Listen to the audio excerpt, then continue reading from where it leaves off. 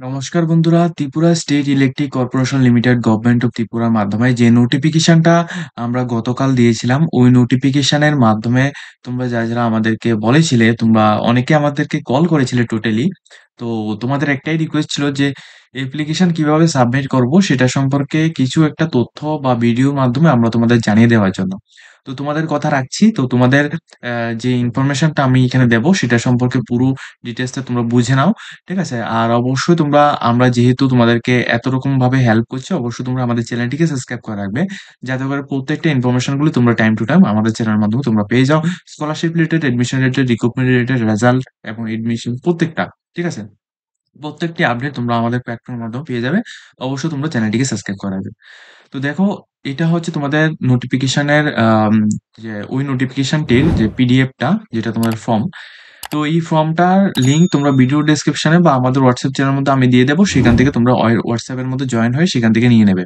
ঠিক আছে? এই ফর্মটা প্রত্যেকে এখানে তোমরা এখানে প্রিন্ট আউট করবে। প্রিন্ট আউট করার পর তোমাদের অ্যাপ্লিকেশন ফর এখানে ম্যানেজার, সবগুলি পোস্ট কিন্তু ম্যানেজারের পোস্ট রয়েছে। কিন্তু ম্যানেজারের মধ্যে ইলেকট্রিক্যাল গ্রেড এ রয়েছে, গ্রেড বি রয়েছে। তাছাড়া সিভিলের মধ্যে গ্রেড এ রয়েছে, গ্রেড বি রয়েছে। ইঞ্জিনিয়ারের মধ্যে গ্রেড এ রয়েছে, বি রয়েছে। এমনভাবে রয়েছে। তো তুমি এখানে যদি এম এখানে ইলেকট্রিক্যাল মধ্যে আবেদন করতে চাও, তুমি এখানে ইলেকট্রিক্যাল লিখবে। সঙ্গে তোমাদের ব্র্যাকেট দিয়ে গ্রেড এ না বি সেটা তুমি এখানে লিখবে। এরপর এখানে তোমাদের পাসপোর্ট সাইজ কালার ফটোগ্রাফ তুমি এখানে লাগাবে। এরপর এখানে তোমাদের ফুল নেম লিখবে। ঠিক আছে? এরপর তোমাদের ফাদার্স নেম, মাদার্স নেম, এরপর তোমাদের কারেন্টলি তুমি কি কাজ করছো। যদি তুমি কোনো কাজ যদি না করে থাকো, সেক্ষেত্রে তুমি এখানে ফ্রেশার্স লিখবে। ঠিক আছে? ফ্রেশার্স লিখবে। এরপর প্রেজেন্ট এখানে ডিক্লারেশন, এখানে তোমাদের কোনো কিছু লিখতে হবে না যদি তোমাদের এটা না থাকে।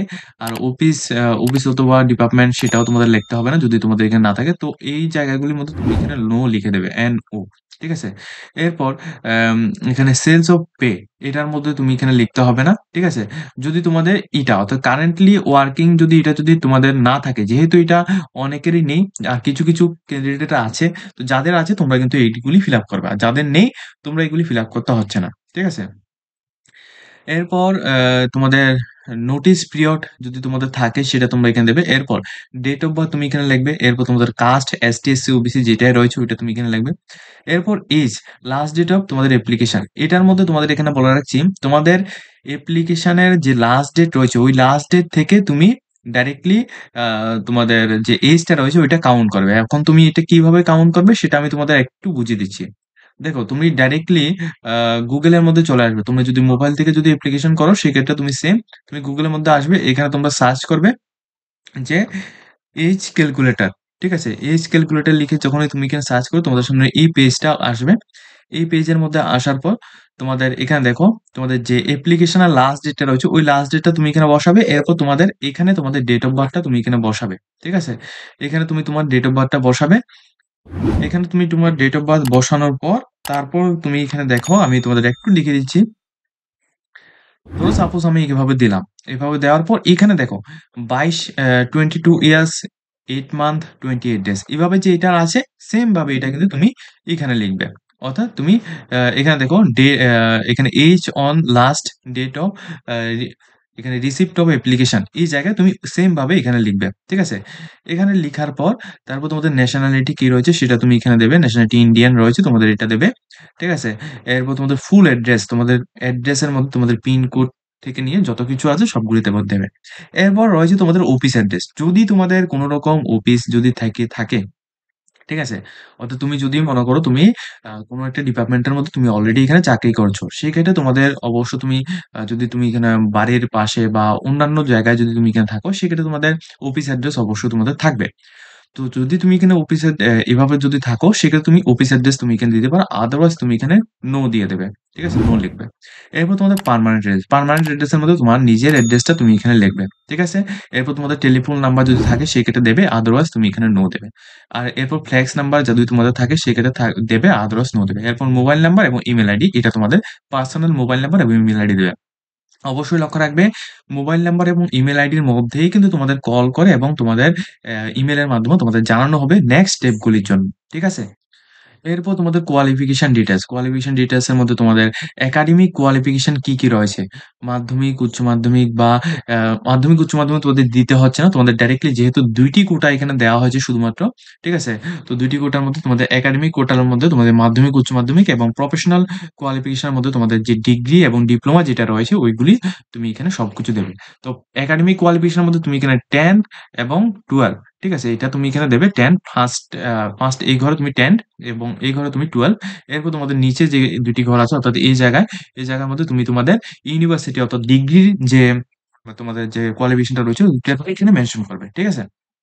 এরপর ডিটেইলস অফ দ্য অ্যাফিলিয়েশন এখানে তোমাদের প্রফেশনাল বডিজ অথবা এগুলি। যদি তোমাদের এগুলি যদি থাকে সেক্ষেত্রে তুমি দেবে। আদারওয়াইজ অন্যান্য বিভিন্ন সমস্ত ক্যান্ডিডেটের যারা ফ্রেশার্স রয়েছে তোমাদের কিন্তু এটা নেই। তো তুমি এখানে নো দিয়ে দেবে। এটা তোমাদের ফিল আপ করার কোনো প্রয়োজন নেই। ঠিক আছে? যাদের এটা রয়েছে তোমরা ফিল আপ করো। আদারওয়াইজ তোমাদের ফিল আপ করার প্রয়োজন নেই। এক্সপেরিয়েন্স, যাদের এক্সপেরিয়েন্স থাকবে তোমাদের কিন্তু ভালো মানের একটা প্রেফারেন্স দেওয়া হবে। অনেক ক্ষেত্রে আমরা দেখেছি আ বিভিন্ন দপ্তরের মধ্যে তোমরা এখানে চাকরি করেছো। অলরেডি এখানে এমপ্লয়ি হিসেবে রয়েছো। প্রাইভেট দপ্তরে বা সরকারি দপ্তরে যেকোনো। তো যাদের এরকম তোমাদের এক্সপেরিয়েন্স রয়েছে তোমরা কিন্তু এখানে এক্সপেরিয়েন্সটা তোমরা অবশ্যই এখানে ডেজিগনেশন এবং basic salary, name of the employer, period, তারপরে তোমাদের এক্সপেরিয়েন্স কত মান্থ এবং রিমার্কের মধ্যে তুমি কি লিখতে চাও, এগুলি সবগুলি ডিটেইলস তুমি এখানে ফিল আপ করবে। ঠিক আছে? যদি তুমি এটা দিতে চাও। এরপর যদি তোমাদের এক্সপেরিয়েন্স থাকে সেক্ষেত্রে অনলি। ওকে? এরপর ট্রেনিং। ট্রেনিং এর মধ্যে তোমাদের ডিটেইলস অফ দ্যা ট্রেনিং এখানে যদি তোমাদের থাকে, তোমাদের কি কিছু যদি তোমার এখানে ট্রেনিং যদি করে থাকো, বিভিন্ন রকমের যেমন ডিগ্রি করার পর অনেক স্টুডেন্টের এখানে কিন্তু বিভিন্ন জায়গায় তোমাদের ট্রেনিং করানো হয়। ঠিক আছে? এসিপমেন্ট বিভিন্ন রকমের এসিমেন্ট থাকে এবং ট্রেনিং এর পিরিয়ড থাকে। ওইগুলি তোমরা অবশ্যই এখানে দেবে। আমি জানি যারা ডিপ্লোমা করে রেখেছো, যারা ডিগ্রি করে রেখেছো ইঞ্জিনিয়ারিং এবং সিভিলের উপর তোমাদের কিন্তু এগুলি রয়েছে। তোমরা কিন্তু এগুলি অবশ্যই এখানে দেবে। ঠিক আছে? এরপর ongoing complete research project and concept, যদি তোমাদের যেমন আমরা এখানে দেখেছি নিলেট আগরতলা প্লাস আরো বিভিন্ন রকমের দপ্তর থেকে এখানে বিভিন্ন রকম প্রজেক্টের আন্ডারে এখানে নিয়োগ করা হয়। যদি তোমরা ওই সমস্ত প্রজেক্ট গুলির আন্ডারে যদি তুমি এখানে কাজ করে থাকো, সেক্ষেত্রে তুমি অবশ্যই এই সমস্ত জায়গায় তুমি এখানে ওই প্রজেক্ট গুলি এবং রিসার্চ কি করেছো, তোমরা এখানে কি কাজ করেছো ওইগুলি সম্পর্কে তুমি সেটা এখানে অবশ্যই তুমি এখানে মেনশন করবে। যদি তোমাদের থাকে, যদি তুমি কাজটা করে থাকো।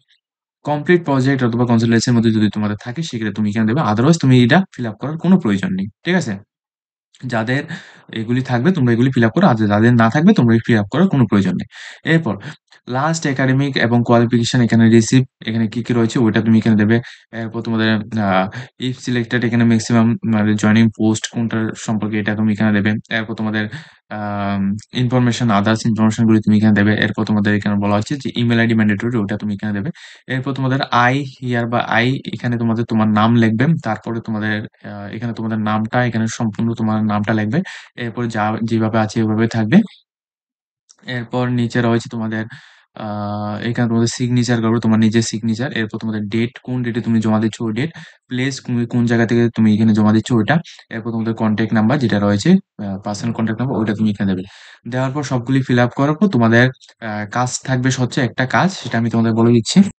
ধরো তোমাদের ত্রিপুরা গ্রামীণ ব্যাংকের মধ্যে তোমাদের অ্যাকাউন্ট রয়েছে বা তোমাদের ত্রিপুরা এখানে স্টেট ব্যাংক অফ ইন্ডিয়ার মধ্যে তোমাদের অ্যাকাউন্ট রয়েছে। তাহলে তুমি স্টেট ব্যাংক অফ ইন্ডিয়ার আ এখানে যার ক্যাশিয়ার রয়েছে ওইখানে তুমি যাবে। গিয়ে তুমি জাস্ট এটাই বলবে যে, "আমাকে Tripura state electric corporation limited Agartala এর জন্য একটা ডিমান্ড ড্রাফট কেটে দেওয়ার জন্য।" তোমরা যারা ইউআর এবং ওবিসি রয়েছো, শুধুমাত্র মেল ক্যান্ডিডেটের জন্য বলছি। ইউআর এবং ওবিসি তোমাদের ৳১০০, এবং যারা ফিমেল ক্যান্ডিডেট রয়েছে ইউআর এবং এসসি এবং এসটি, ওবিসি তোমাদের জন্য ৳৫০, ফিমেলের জন্য ৳৫০ আর শুধুমাত্র এসটি, এসসি মেল ক্যান্ডিডেটের জন্য ৳৫০।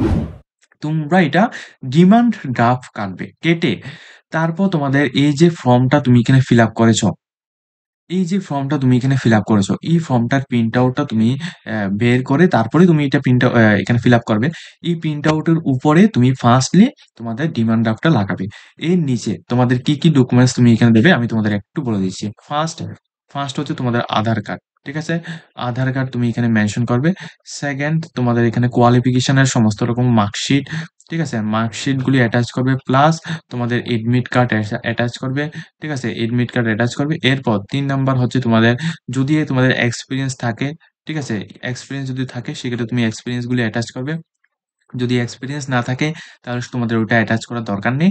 এরপর তোমাদের কারেন্ট যদি তুমি এখানে কোন রকম প্রজেক্টের আন্ডারে কাজ করেছো সেক্ষেত্রে তোমাদের ওই জায়গায় তোমাদের যে আ যেগুলি রয়েছে এগ্রিমেন্ট পেপার বা যেগুলি রয়েছে ওইগুলো তুমি এখানে দেবে। ঠিক আছে? এরপর তোমাদের মাধ্যমিকের মার্কশিট, উচ্চ মাধ্যমিকের মার্কশিট, মাধ্যমিক, উচ্চ মাধ্যমিকের এডমিট কার্ড, তারপর তোমাদের প্রফেশনাল যে সমস্ত কোয়ালিফিকেশন গুলো রয়েছে অর্থাৎ ডিগ্রি এবং ডিপ্লোমার মার্কশিট এবং কোয়ালিফিকেশনের এখানে সার্টিফিকেট যেগুলো রয়েছে ওইগুলি তুমি এখানে দেবে। এরপর তোমাদের আ যেটা রয়েছে তোমাদের পিআরটিসি দেবে, তোমরা কাস্ট সার্টিফিকেট দেবে। এরপর তোমাদের রেশন কার্ড তুমি এখানে সাবমিট করবে। ঠিক আছে? এগুলি দিয়ে তারপর তোমাদের সবগুলি ডকুমেন্টস এর নিচে তোমরা একটা করে সিগনেচার করবে এবং তোমাদের ডেট, যে ডেট তুমি এখানে জমা দিচ্ছ ওই ডেটটা তুমি এখানে লিখবে। লিখে তারপর ডিমান্ড ড্রাফট কেটে তারপর কিন্তু তুমি এটাকে ত্রিপুরা স্টেট তোমাদের যে ত্রিপুরার যে ইলেকট্রিক দপ্তর রয়েছে ওই জায়গায় তুমি এখানে নিয়ে তোমরা এটাকে জমা দেবে। ঠিক আছে? এটা হচ্ছে পুরো আপডেট। তো এইভাবে তোমাদের অ্যাপ্লিকেশনটা করতে হবে। কোন রকম অনলাইন অ্যাপ্লিকেশন হবে না। সম্পূর্ণ রকম অফলাইন অ্যাপ্লিকেশন হবে। যদি তোমাদের কোন কিছু বুঝতে অসুবিধা হয় এটা সম্পর্কে অবশ্যই তোমরা আমাদেরকে কমেন্ট করবে বা তোমরা আমাদেরকে মেসেজ করতে পারো। আমরা কিন্তু তোমাদের পুরো ইনফরমেশনটা তোমাদেরকে জানিয়ে দেব। ঠিক আছে? আজকের মতো ভিডিওটা এই পর্যন্ত আছে। যদি তোমাদের ভিডিওটা ভালো লাগে অবশ্যই তোমরা লাইক, কমেন্ট এবং শেয়ার করো। প্রত্যেকের সাথে তোমরা এটা শেয়ার করবে।